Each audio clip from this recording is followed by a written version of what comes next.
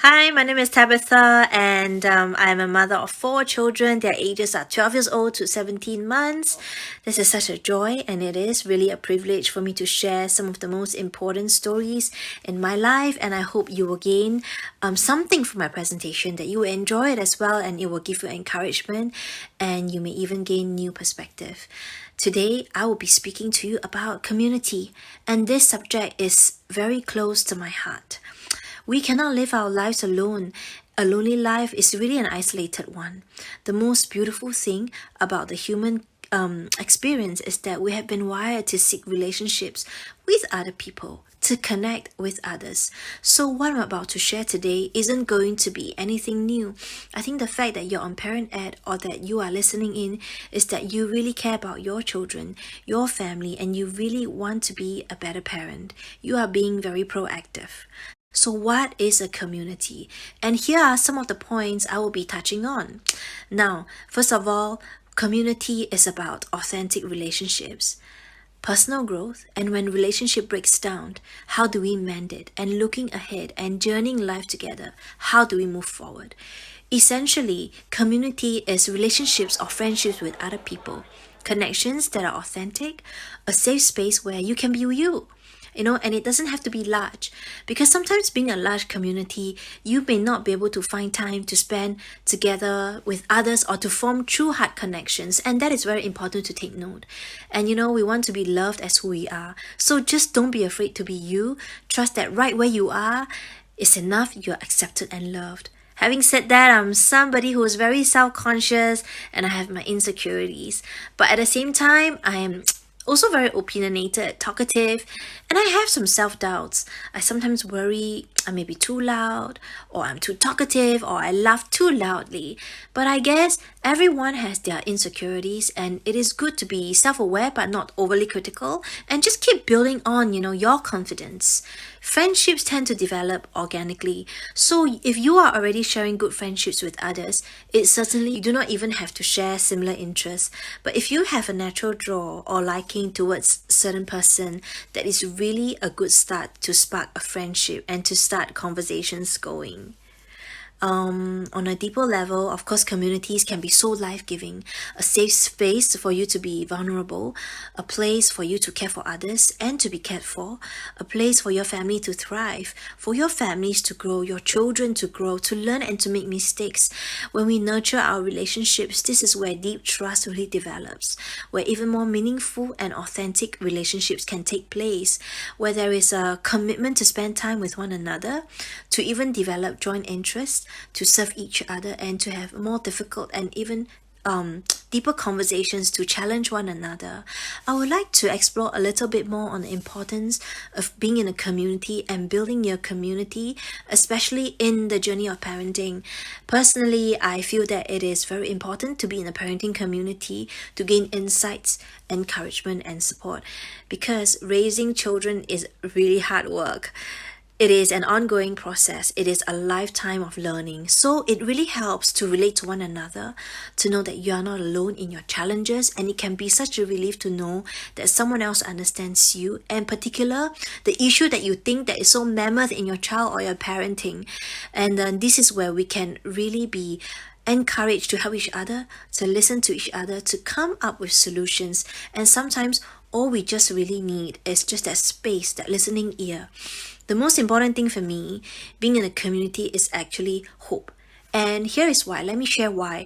When we have hope, we really are able to gain strength and courage to walk a mile longer when we face hardships. It encourages us to have brighter outlooks and perspectives to face our challenges, and to know that we are not alone in this difficult journey. And I really draw strength from my community who are in similar or even harder situations to myself.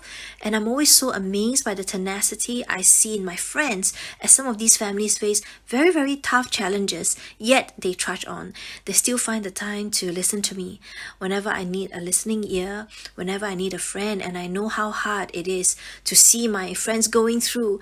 these challenges, but as I see their life unfolds and the kind of attitudes they have in navigating these challenges, for me, this really translates into hope, because it says to me that if they can do it, then maybe I can too. And it means that I'm learning from their everyday lives, and they're modeling good character for the community to witness. And this is really encouraging. It gives me strength and it gives me hope.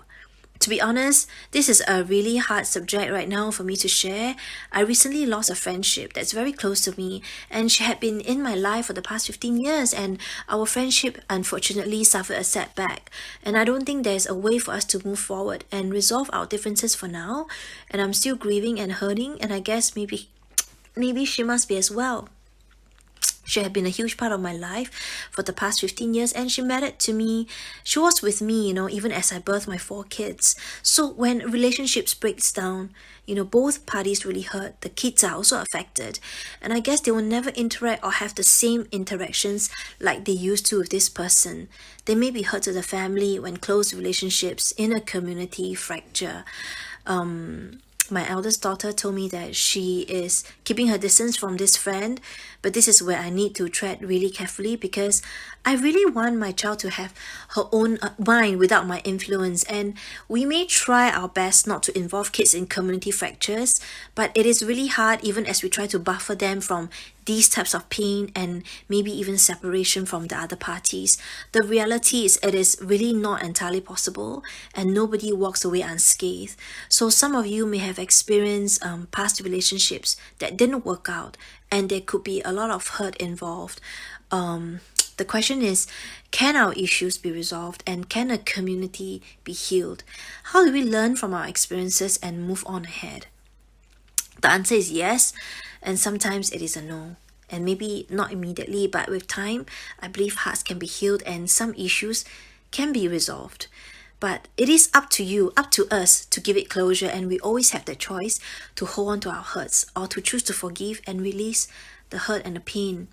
Now, forgiveness doesn't always necessarily mean that your hurts are invalid or that we condone bad behavior or offenses, especially when we are at the receiving end of it. I understand. Forgiveness simply just means you choose not to hold on to the grudge, not allowing this hurt to have power over you and steal your joy. But also do take the time to step back and just grieve, or to talk about it with someone else you trust. Sometimes it is better to talk about it with someone else outside of the community, because you don't want to risk the chance of gossiping, because this can cause more fractures and more harm within your community. And so it is good to be wise even when you need the space to grieve and to process your pain. This is important. When relationships break down within a community, it could be due to so many reasons. There could be several trigger points, such as misunderstandings, offense, or maybe character flaws, or unmet expectations, or perhaps even communication issues. Now, no matter what went wrong, I think we have to remember that we are humans. There is absolutely no such thing as a perfect and consistent human being in this world. It's not possible, and we need to be reminded that people have limitations and we have weaknesses, and depending on our life's experiences, everybody comes with different narratives. So keeping our expectations within a reasonable level is actually really important. I feel like I've only learned to just let go of expectations. I used to get hurt every time, people fail me. I don't know if you can relate, and in reality, it's not really them who have failed, but it's actually me having this idealistic view of how relationships or friendships should be, and then expect it to just happen. So it is important to ask ourselves, and ask yourselves if you have unrealistic expectations, or even compare what people are doing for you in your community. I've learned this the hard way, and I do think that the best lessons are probably the hardest, as I've experienced. One of the things I learned about relationships is that we cannot really measure the quality of friendship or the quality of our communities based on people's abilities to give or to serve you. Now, service to one another is really born out of the heart of love and the willingness to sacrifice time and energy for the good of someone else. But this must happen both ways and within the relationships you form. and it absolutely cannot be demanded. There will be seasons in life when people simply just aren't able to do much for us, or that you are not able to do much for others too. And this is truly when I have experienced the spirit of community and service done for my family in my times of need. When I had my fourth child last year, I was really unable to cope, and my husband was running his own business, and everything had to come to a halt. My husband was busy just helping me, trying to look after me to help me recover, and also the new baby. And then we had 3 other kids on top. He had to cook and clean, and we were just so overwhelmed by so much to do. And my good friend Christine is so amazing. She brought me confinement food every evening for a month, and they even bought me like 3 kilos of fish to feed me during this period, and we are just so thankful. And I thought only family did that for you, but as it turns out, my community loves me like their own. And to put it in context, not only was this family busy with homeschooling their own children, but they also had elderly parents to look after. And it's just, wow, it's just so touched. And really, these are precious people who, at that time, our family, they knew that our family really couldn't serve. All they did was just to give us love and help. And it's okay just to rest when you are, and in your family is just so stretched. You can't pour or give to others, be it your resources or time. It is okay. Don't feel guilty, but do take the time to relish and enjoy the support you are receiving. And so this leads me to my next point, which are offense and character flaws. Now, the most important thing and the most amazing thing about this world are humans. Unfortunately, humans are also our worst problems, including myself. Offense, hurt, and suffering is not avoidable. In a tighter-knit friendships, offense comes really unintentionally, and we must really find a way to deal with offense with friendships intact and to move on. And that would be the best case scenario. With the loss of my friendship of 15 years, I'm going to be honest, and I'm pretty sure at some point I was offended and hurt by some of the things the person has done. Layers of hurt were building, and the distance was just becoming too wide to bridge the gap. Yes, I'm actually going through the process of reflecting this loss. It is ironic, as I'm working on this topic, it's really helping me to grow. As I'm facing these challenges, I'm really just sharing some of my personal reflections. I do want to recover. I do want to heal from this experience to emerge a better friend, maybe to someone else. My take is that offense is a way of helping us grow. And sure, it really hurts our pride. But just how much am I going to let it affect me, to affect us? At some points in our past lives, we have offended others. And to be truthful, we will be offending in future. Although not intentionally, but it is just how humans are wired. As we get more involved in each other's lives, the more vulnerable we are, our character's flaws will present themselves. And we all have it, and that's just the truth. We're a bunch of selfish humans trying to work our lives out. And I think it is a pretty daft gig, man. The truth is this, that a community that is true to one another, people who are able to go through life challenges with you, to hold, to love, to walk with you through tough times, really, the authentic relationship is really the one that has been tried and tested, by the means of hurt and offense. And that is the litmus test we have to heal and put ourselves back together. So do we grow closer as we navigate offense and hurt, or do we grow apart? We need to channel, the inner zen that gives your community the longevity. On a personal front, I'm also still learning how to be less offended. It's not easy. Our children observe and learn from us. Our interaction with other adults, with each other's families, our attitudes, our heart postures towards our friends, cannot be hidden from our children. The way you treat others, the way that you serve others, will be lessons that our children will watch and model after. So let us touch on communication a little bit. From my experience, one of the reasons why relationships break down is because we fail to communicate properly. We have to be sure to let people know when we are in need, or maybe a phone call or help with certain issue. Keeping quiet and then expecting people to know what we need is just a way of setting up for relationships to fail. So proper communication is key.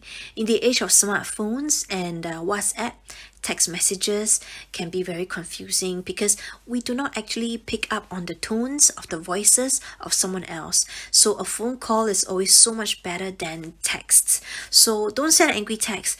it is always a bad idea to send text when you're angry. So take a chill pill, then take the time out to think rationally, and don't say something you'll regret later on. And when you're upset, exercise that self-control. And this is something that I'm also learning. As much as this is a parenting community, the thing is, our world isn't just about the kids. No doubt they play a huge role in our lives and are obviously very, very important, and we love them to bits. But our children need to know and to see that their parents have lives outside of them. Just because we are parents, it doesn't mean we don't do our own thing. We have our own lives. We don't just automatically become boring when we have that 1, 2, 3, 4th baby. So being a mother doesn't change me, but rather I'm a bit better at this adulting thing. So if you have other communities such as arts, cycling club, or something else, you really have to take the time to just go for it and nurture that. It is really a good way to role model to our children that as parents, we nurture our interests and invest in friendships and make no apologies about it and guard that time. But I mean, of course, your kids are part of your community as well. And this is more like a family communities, stuff that includes the kids, relationships that develop as a family unit. The thing is that once I started my own family, most of my communities just accept that kids are part of the package. That's just how it is when we became parents. And I mean, parenting does require a lot from us. And children are definitely important for that factor that will steer our directions in terms of choosing what kind of communities that we want to build. The points I have shared may sound basic, but they are crucial in building communities because having friendships or connections is only the beginning. And as long as we are able to work on those areas on a continuous basis, I feel that we have a pretty good foundation. And this is where I'm going to end with some final thoughts. Looking ahead and journeying life together as a mature community embraces and continues to walk together through life's difficulties. So with a deeper understanding of themselves and each other and even the human condition, I want to thank my friends for being my community and the support and love they have shown us. We are maturing as a community in our love and our understanding for one another. We had our differences and issues and even our hurts and offenses, but somehow we pulled through. Somehow God just restored the broken places. And one of the most important things I learned from my community is to build others up. Friendships and time invested in us are really valuable, and how can we use what's been invested in us to help others grow? How can we serve others who come into our community to love them and love their children as well? It can be feeding the kids, helping to babysit, spending time together, and those every little bit does really count. To me, it's really a privilege to be in people's lives and them opening up to me and sharing their hearts. It's really very precious, and I have many gains and losses, but I do think overall I've grown a lot and I've built that perspective on life through people's stories, their struggles, their successes, their fears, and even their failures, their joys and their pains. It's so beautiful to me that as imperfect people, we all try to be the best that we can for each other. Even people who struggle are doing the best where they are at. So some last questions to leave with you as a reflection or for journaling later on. So how do you see yourself in your community, and how do you see others? Do you have close relationships where you can be vulnerable and real with? Do you get offended easily, and if yes, why? Are you able to overlook offense, hurts and pains because you love someone? I hope today's sharing helps you and encourages you and maybe allows you to ponder deeper. I also hope it challenges you in some ways as well. Thank you for giving me the time to share, and God bless you. And if you would like for more content, don't forget to follow me on Instagram at the 40 Zone. And God bless you. Bye.